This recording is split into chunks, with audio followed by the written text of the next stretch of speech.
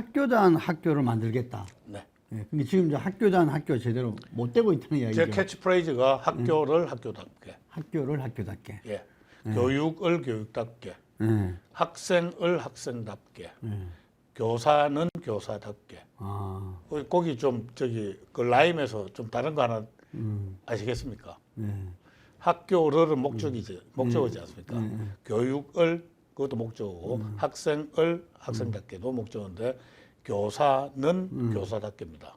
그건 또 주어입니다. 예. 그래서 우리가 그 교육감으로서 할 수 있는 일은 이런 거라고 생각합니다. 목적어와 주어를 갖다 잘 구분을 갖다 해야 된다. 그래서 이 학교를 갖다 학교답게 만들고 이건 제가 아주 적극적으로 바꾸겠다는 거고요. 교사는 그 하나로서 다 인격체고요. 교사들의 협조가 없으면 교육 혁신이 저는 힘들다고 생각합니다. 그래서 선생님들에 대해서는 격려하고 자극하고 해서 선생님들이 올바른 교육 문화를 갖다 만들 수 있는 주체로서 함께 가자는 의미에서 그 목적과 주어를 갖다 다르게 쓴다는 말씀을 드리고 싶습니다. 예. 그럼 그 설명을 좀 해주죠. 학교를 학교답게라는 것은 그 내용은 어떤 내용들입니까? 뭐 기본적으로 저는 뭐 여러 가지 그 중의적인 함축이 있는데요. 학교에서 우리 아이들이 지식을 갖다 쌓아야 됩니다. 예. 저는 체덕지라고 그러는데요. 예. 지금 뭐 체육 활동이 완전히 망가졌습니다. 망가졌다고요? 그렇습니다. 아예 뭐 체육 활동을 거의 등한시하고 있습니다. 아, 그렇습니까? 예. 그러니까 우리가 이제 뭐 그 과거의 의미에서 학교를 갖다 보면은 학교다운 학교가 아이들이 우선 건강한 신체, 그 위에 그 튼튼한 정신, 그리고 그 위에 이제 지식이 올라가지 않습니까? 그래서 저는 지덕체가 아니고 체덕지라고 생각을 합니다. 예. 그래서 학교에서 아이들 이 체력을 길러주고 그 위에 올바른 인성을 갖다 쌓아주고 그리고 그 위에 이제 지식을 갖다 쌓아주는 것, 이게 이제 전통적인 의미에서의 교육이라고 저는 생각을 해요. 그러니까 그걸 갖다 하는 게 이제 그 제대로 된 학교라고 생각을 하고요. 또 하나가 이제 또 미래를 갖다 바라보면은 우리가 지금 사실은 누구든지 이야기하는 거지만은 우리 아이들이 미래에 선진국의 다른 아이들하고 이제 그 경쟁을 갖다 해야 되지 않습니까? 그 경쟁력을 갖다 가질 수 있도록 저는 미래 경쟁력을 갖다 키워주는 것도 굉장히 중요하다고 생각하는 겁니다. 그래서 미래를 갖다 대비한 교육을 갖다 해줘야 된다. 그래서 이제 그런 부분들이 그 균형 있게 제공되는 곳이 제대로 된 학교다. 그래서 우리 지금 제대로 되지 않는 그 학교를 그렇게 제대로 교육을 갖다 할 수 있는 학교를 갖다 만들겠다라는 게 학교를 학교답게라는 제 메인 캐치프레이즈의 단계에 있다. 이렇게 생각을 하시면 되겠습니다. 제가 볼 때는 그거를 동의하지 않는 사람은 없을 것 같은데. 동의하지 않는 사람은 없죠. 근데 너무도 당연한데도 불구하고 그 너무도 당연한 것들이 그 이루어지지 않기 때문에 오죽하면 제가 그걸 갖다 캐치프레이즈로. 지금 현재 학교는 어떻게 되고 있는 거예요? 지금 현재 학교는 한번 생각을 해보면 아까 제가 체덕지를 이야기를 했지만은 체육 수업은 거의 무시되고 있습니다. 그리고 인성교육 같은 것들 관심 별로 없습니다. 그렇다고 해가지고 지식교육은 또 제대로 하느냐 하면 그것도 아닙니다. 그렇기 때문에. 뭘 하는 겁니까? 학교 지금 교육은? 그래서 지금 제가 아까 이야기했던 현상적으로 나타나는 것을 보면은 이제 이 학력은 계속 저하되고 있고요. 결국은 학교의 문화가 굉장히 혼탁해졌습니다. 그러니까 교사는 교사답게, 학생은 또 학생답고, 또 학부모는 학부모다워야 되는데 그런 이게 사실은 어떻게 보면 다들 협력적으로 해서 이제 제대로 된 교육이 이루어져야 되는데 그 문화가 너무 망가졌어요. 예. 그러다 보니까 학교가 학교답지 못한데도 불구하고 지금 그냥 묵인하고 만족하지 못함에도 불구하고 인내하고 이런 식의 어떤 일들이 지금 벌어지고 있다고 생각합니다. 이거 시급히 빨리 고쳐야 된다고 생각합니다. 아까 정보교육과의 문제에서 학력 저하와 학력 양극화 문제를 말씀하셨습니다. 이 양극화의 정도는 뭐 과거에 비해서 심해졌다는 겁니까? 예, 훨씬 더 심해진 걸로 알고 있습니다. 그런데 문제는 뭔가 하면은 이런 겁니다. 또 하나 문제가 뭔가 하면 너무 깜깜이라는 거예요. 어떤 문제인가 하면은 지금 사실 이 정부 들어서고 나서 그리고 또 친정교조 이제 교육감들이 들어서고 나서 아이들에 대해서 학력 평가를 안 합니다. 학력 평가 자체를 안 하는. 예. 자체를 갖다 뭐 안 하거나 아니면 너무 소홀히 하고 있고요.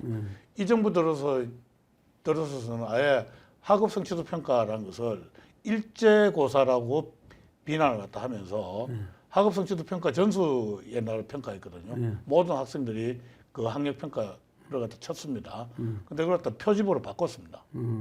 내가 보기에는 뭐 이 정부에서 저기 일본 사람들 되게 싫어해가지고 일제라서 이게 일제고사라도 안 치는 건지 모르겠어요. 이제 그러다 보니까 어떤 문제가 생기는가 하면 이런 겁니다. 애들 학력이 떨어지는 건 알겠고, 그리고 표준 평가를 통해 가지고 이제 이 격차가 벌어지는 건 알겠지만은 도대체 어느 학교, 어느 지역, 그리고 어느 계층에서 이 격차가 벌어지는지에 대해서는 모르는 겁니다. 표집으로 하기 때문에. 네네. 전수를 할 것 같으면 지역도 알고 뭐 저기 계층도 알고 이거 다 알지 않겠습니까? 아는데 이제 그게 안 됐다 보니까 자 그러면은 학력 격차가 이렇게 벌어지고 있는데 그러면 이거 갖다 그 치유해야 되지 않겠느냐 하려고 그러면은 어디서부터 어떻게 치유해야 될지를 갖다 모르는 거예요. 그래서 이제 그런 부분이 사실 어떻게 보면 과학적 데이터가 이제 뒷받침돼야 되는데 지금 그 이 정부와 그 이 교육감들의 문제가 그런 이 과학적인 교육 정책을 갖다 쓰지 않는다. 그러다 보니까 이 레미디가 안 된다. 이게 참 큰 문제라고 저는 생각을 하고 있습니다. 그 교육 선진국에서는 어떻습니까? 금방 말한 학력 평가 이 부분들을 네. 우리나라처럼 잘 안 합니까? 학력 평가하고요. 네. 나는 정말 부러운 게 뭔가 하면은 교육하고 관련된 중요한 정보들은 다 공개를 합니다. 아까 이야기했던 이제 학력평가 있지 않습니까? 학력평가도 매년 공개를 하고요. 아이들 이름만 드러나지 않게 하고요. 그건 개인정보니까. 그 데이터들 갖다 전부 그 공개를 하고 또 전문 연구자들한테 직접 제공을 합니다. 제발 이걸 갖다 가지고 잘 분석해서 좋은 교육 정책에 함의점을 갖다 만들어내 달라고 이렇게 하는데 우리나라의 교육부나 아니면 교육청에서는 공개를 다 하지 않고 있습니다. 제가 국회의원 할 때 이제 뭐 공개했다고 그러면은 소위 말하는 뭐 정기조 명단 공개 그것만 사람들이 생각을 하는데 제가 당시에 학업성 지도 평가도 공개하고요. 그리고 수능까지 제가 공개를 했습니다. 그러니까 소위 말하는 이제 그 당시에 이제 진보 좌파들이 발끈 뛰더라고요. 근데 그게 무슨 공개 못할 자료는 아닌데 이게 벌쩍 뛰는 이유가 뭔가 하면은 전국의 학교들 갖다 무슨 뭐 저기 그 줄 세우기라도 한다는 거예요. 그런데 제가 그 학교들 갖다 줄 세워서 제가 얻는 이익이 뭐가 있겠습니까? 정치적 이익도 없고 저 개인적인 이익도 없는 겁니다. 제가 이제 공개를 갖다 한 이유는 뭔가 하면은 자 한번 보세요. 1년만 공개를 갖다 하면 어떤 일이 벌어지는가 하면 정말 줄 세우기죠. 2년 공개하면 어떤 일이 벌어질까요? 어떤 학교는 올라가고 어떤 학교는 떨어지고 그렇다고 알 수 있겠죠. 3년 공개하면 어떻게 될까요? 이제 가속도를 갖다 알 수 있습니다. 어느 학교는 빠르게 올라가고 어느 학교는 빠르게 떨어지는 걸 갖다 알 수가 있습니다. 그러면 그런 정확하고 객관적인 데이터 가지고 우리가 그 문제를 갖다 파악하고 해소를 갖다 시킬 수 있지 않겠습니까? 그래서 학교가 있다 그러면 또 이제 학생을 갖다 이게 학교가 C줄이고 학생을 갖다 그 안에 이제 날줄로 집어넣으면 어떻게 가능한가 하면요. 내 아이는 중간쯤 하는 애예요. 예. 근데 이 학교는 중간쯤 하는 애들 갖다 정말 이 상위권을 올리는 학교 그런 것까지 가능합니다. 이 학교는 정말 바닥 끼는 아이들 갖다 정말 그 이 정성과 노력으로 해가지고 중위권 정도로 올려주는 학교. 이 학교는 잘하는 아이들 갖다 망치는 학교. 이런 것까지 또 가능합니다. 그리고 이것도 또 3차원으로 시줄 날줄에 교사까지 집어넣으면은 어떤 일이 벌어지는가 하면은 어떤 학교에 어떤 선생님은 어떤 아이들 갖다 어떻게 교육을 갖다 하는 학교라는 것까지 다 알 수가 있습니다. 그게 소위 말하는 빅데이터 분석 아니겠습니까? 일종의. 그래서 외국의 경우에는 그런 연구까지가 다 되고 있습니다. 지금 우리나라는 그게 전혀 안 되고 있습니다. 네. 그래서 제가 교육감이 된다 그러면은 그런 과학적인 데이터를 기준으로 해가지고 그 이 교육 행정을 갖다가 과학화하고 혁신하겠다. 라는 그 의지가 누구보다도 높다는 말씀을 드립니다. 예, 잘 알겠습니다. 그리고 후보께서는 초중등 교육에서 학부모 역할을 굉장히 강조하고 계십니다. 네. 그래서 학부모 존중, 교육행정 실현과 협력적 교육체제 이 3대 비전 관계, 학부모 의회 신설 등을 내놓고 계십니다. 그래서 기존에 학교운영위원회가 지금 97년도인가? 하여튼 그때부터 시작돼가지고 지금 쭉 이렇게 운영되고 있지 않습니까? 그럼 이거하고 학교운영위원회하고는 좀 차이가 있습니까? 학교 운영에는 뭐 학교 단위에서 하니까 뭐 그건 그대로 존속시키고 존중한다고 저는 존중해도 된다고 생각을 하는데요.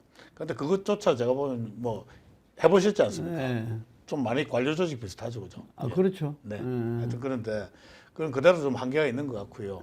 제가 이제 그 조전혁 그러면은 아마 사람들이 저 사람은 그냥 정치인 출신으로 할 겁니다. 예. 근데 저는 뭐 제가 이제 쭉 대학 교수를 갖다 해왔고요. 2000년대 초부터는 이 교육시민단체를 했습니다. 자유교육연합이라는 네. 교육시민단체를 제가 조직을 갖다 하고 교육운동을 갖다 해왔고요. 2006년에 이제 제가 그 박승옥 변호사라는 분이 예. 학부모 권리선언이라는 것도 만드셨어요. 초안을 갖다 하셨는데 그걸 갖다 이제 그 제청을 갖다 했죠. 그 학부모 권리선언은 이런 내용입니다. 우리가 보통 학부모라고 그러면은 교육의 수요자라고 생각을 하기 쉽습니다. 예. 그러나 학부모는 사실은 아이를 갖다 낳고 길러가지고 이제 세금을 갖다 내가지고 학교를 갖다 만들고 그렇죠. 그 아이를 갖다 보내고 또 교사를 고용해가지고 우리 아이들을 갖다 가르치는 어떻게 보면은 교육의 원천적 공급자입니다. 맞네요. 예, 수요자일 뿐만 아니라 공급자이기도 합니다. 그렇다 그러면은 저는 교육 주권을 갖다 주장을 갖다 할 수 있는 그 이 유일한 주체는 저는 학부모라고 생각을 해요. 예. 그래서 교육에 종사하는 모든 관계자는 학부모의 이익을 갖다 극대화하기 위해서 복속을 갖다 해야 된다고 저는 생각을 갖다 하고 있습니다. 그런데 아시다시피 학부모의 요구가 교육 정책에 그렇게 반영되지 않고 있습니다. 예. 그래서 제가 교육감이 된다 그러면은 학부모 의회를 신설해서 다양한 학부모의 목소리가 교육 정책에 바로 반영될 수 있도록 하겠다. 그런 단위는 시 차원에서 그렇습니다. 예. 예. 학교별로 뭐 아마 그 또 지역별로 교육 수요가 다 다를 거라고 생각을 해요. 예. 그래서 필요하다 그러면은 이걸 갖다 뭐 이 전체도 필요하겠지만은 몇 개 구를 갖다 묶어서 한다든지 아니면 구별로 한다든지 뭐 이렇게 그 이 운영을 갖다 하는 것도 방법 아닌가 생각을 합니다. 이게 정교조 교사들은 정교조 차원에서 서울시 그 교육청과 이 단체 단체 교수 협약을 합니다. 네. 하는 거죠. 네. 그럼 이제 학부모 의회가 만들어지면 이제 학부모 의회를 통해서 학부모들이 네. 교육청과 네. 이렇게 협의를 하게 되는 거네요. 그리고 이제 뭐 저기 그 학부모들이 좀 더 우리 교육 현실을 잘 알기 위해 가지고는 학부모들이 이제 소통하는 장이 좀 필요하다고 생각해요. 예. 그래서 이제 그 서울 교육 아고라 같은 것들을 다 만들어 가지고 학부모들이 서로 정보도 그 교환을 다 하고 그냥 뭐 일반 학부모들이 학교가 어떻게 돌아가는지 잘 모르지 않습니까? 예. 그리고 뭔가 더 주장하기 위해서는 본인이 지식과 팩트를 다 갖고 있어야 된다고 생각을 해요. 그래서 그런 교육 아고라를 통해 가지고 이제 활발히 소통을 다 하고 거기에서 이 대표되는 의견들이 모아지면 그 이 학부모 의회의 대표들이 교육감한테 직접 요구를 갖다 하게 하고 이런 걸 갖다 저는 구상을 갖다 하고 있는 것입니다. 이 교사들의 학습권이라는 게 있죠. 학교에서는. 교육권이라는 게. 교육권이라니까 교육권하고 좀 충돌될 가능성도 있겠네요. 그러니까 제가 이제 뭐 이런 부분은 이야기를 했습니다. 어떤 부분인가 하면요. 교사들한테서 가장 중요한 건 첫째도 수업 잘하는 교사, 예. 둘째도 수업 잘하는 교사. 예. 그런데 그 수업이라 하면 그냥 지식교육 플러스 하여튼 인성교육까지 다 포함을 다 하겠죠. 예. 그거 잘하는 교사가 저는 최고라고 생각을 하고 교사한테 그 외에 다른 이제 행정 업무들 이런 것들을 맡기는 것에 대해서는 저는 그 여태까지 접근 방법과 다른 접근 방법을 다 제가 제안을 했습니다. 뭔가 하면은 여태까지는 누구든지 이제 하여튼 교사의 행정 업무가 과중하니까 그 업무를 줄여주겠다라고 공약을 한 분들이 많아요. 예. 근데 인식을 갖다 그렇게 시작하면 안 된다고 생각합니다. 아예 행정 업무에서 배제하겠다. 왜 그런가 하면요. 대학의 교수 있지 않습니까? 예. 대학 교수들은 행정 업무 하지 않거든요. 아, 그렇죠. 행정시 따로 있죠. 네, 그렇습니다. 예. 우리도 행정시 따로 있지만 교사들이 행정 업무를 다 하는 거예요. 그래서 이거는 아예 완전 배제를 갖다 원칙을 갖다 하고 출발을 갖다 해야지 그 행정 업무 간소화 플러스 하여튼 행정 업무 부담을 제로로 만들거나 하여튼 최소화할 수 있다라고 저는 생각을 하고 있습니다. 그래서 제 공약 중에 하나가 아예 교사들은 행정 업무에서 배제한다. 그 공약은 정교조 선생님도 좋아하겠는데. 뭐 정교수뿐만 아니라 이제 선생님들은 다 좋아할 거로 생각을 하고 있습니다.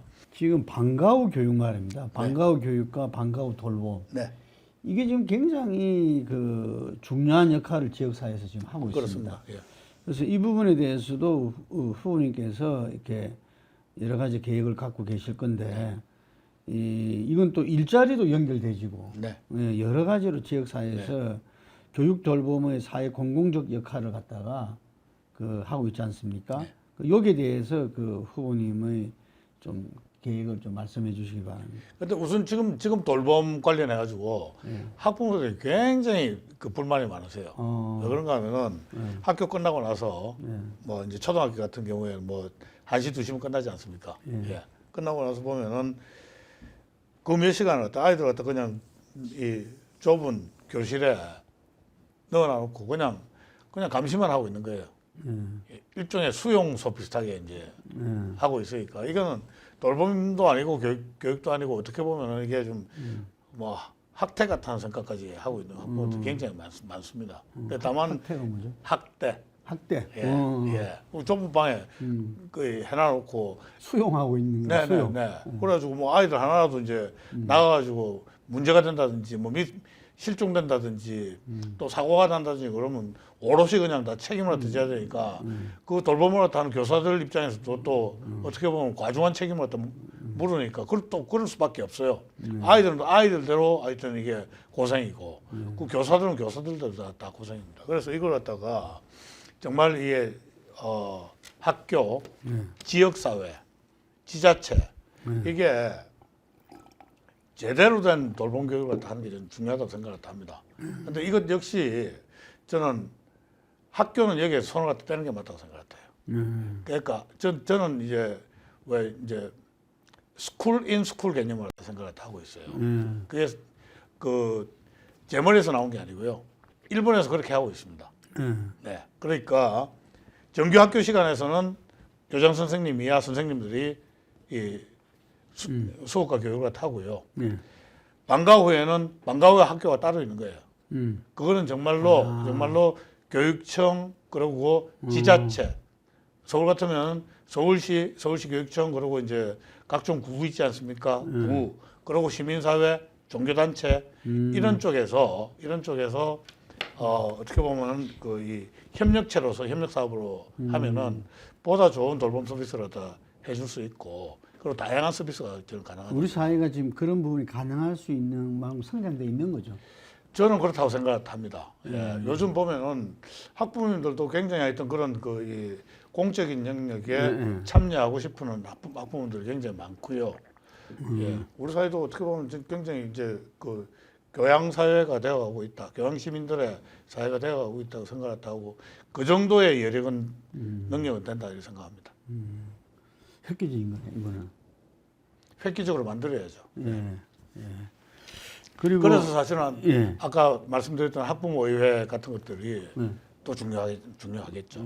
예. 그런 분들이 또 지역사회에서 이제 적극적으로 참여하시고 하실 수 있으니까 왜 아프리카 속담에 이런 게 있지 않습니까? 뭐 아이 하나 키우는데 온 마을이 필요하다고 그런 좋은 속담이 있는데 뭐 서울에서도 이제 그런 속담이 현실화되는 그런 돌봄 교육이 되기를 저는 원합니다. 제가 지금 인터뷰를 해보니까 느낌이 진보 교육관 같아요. 네?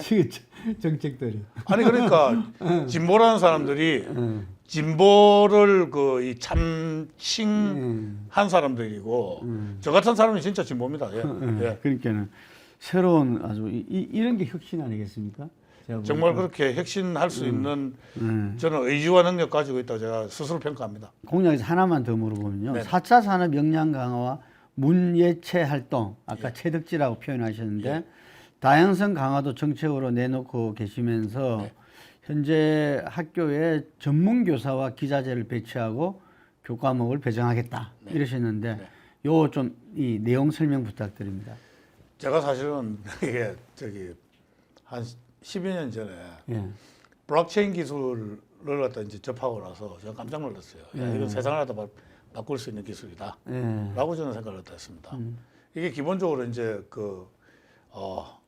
블록체인이라는 게 분산화된 정보 서비스를 통해 가지고 이게 위조가 불가능한 한 뭔가를 갖다 만들어낼 수가 있지 않습니까? 예. 그 어떻게 보면 에스토니아 같은 데서는 주민등록증이라든지 아니면은 토지대장 이런 것들 다 이제 블록체인 기술 가지고 이제 하고 있거든요. 그 다 위조가 불가능합니다. 요즘 뭐 하나 그 핫한 NFT 같은 경우, non-fungible 토큰 같은 경우도 다 이 블록체인 기술을 갖다 응용한 기술들이거든요. 그래 이런 것들이 되면은 뭐 한 아이의 이력이랄까요?